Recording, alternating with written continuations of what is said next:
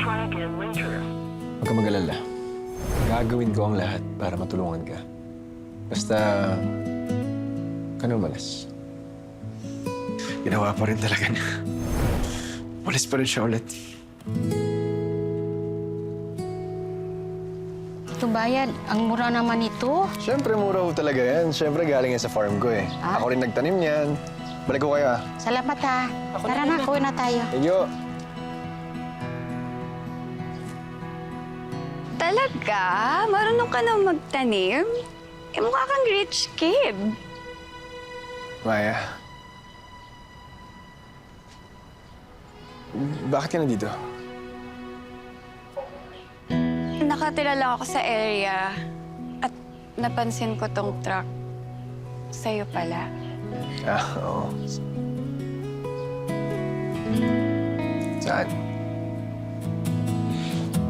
Sa similay, di ko naisip na ikaw ay magiging aking. Hindi kita ang hinanap. Sorry Natrauma kasi ako eh. Di ko na rin inusisa kung ano nangyari sa'yo. Takot kasi ako sa'yo eh. Hindi mo na kailangan matakot. Na-dispatch ako naman na si Mr. Gabig. Ting. Ano? Ay, hindi, ano. Hindi mo na kailangan matakot kasi hindi ka na niya guguluhin dahil bayad ka na sa kanya. Oo nga. Kaya nga kita hinanap. Kasi gusto ko malaman, paano mo ginawa? Ayun, binenta ko yung lupa na pinamana sa akin ni nanay at tatay. Binayaran ko si Mr. Kabigting. Tapos, bumili ako ng isang lote. As in, lote lang talaga. Maliit lang. Nagtanim ako doon ng gulay. Tapos, ayan, binibenta ko na ngayon. Ang galing. Ikaw, basta ka na. Ito, bayad na lahat ng utang ko. At never na never ako mangungutang ulit. My gosh! Stress yun. Paano? Eh, gaya nga na sinabi mo, di ba? Binenta ko yung mga luxury items ko.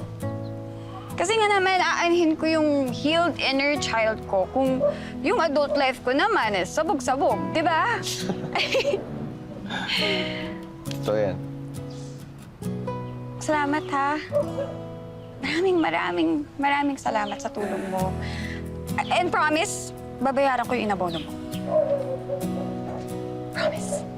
Sige, basta may maliit lang naman na interest. Mga 20%. Teka, computing ko, ha? Teka! Illegal yan, ha? Mr. Kabigting, is that you? Hindi, pero seryoso, mani-negotiate ko ba to? Well, kung makikipag-date ka sa akin, baka hindi na kita single eh. Date?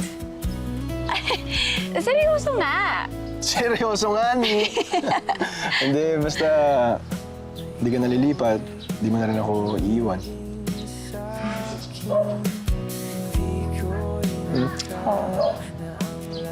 Walang iwanan. Till death do us part. Ikaw ay ligaya, aking ligaya.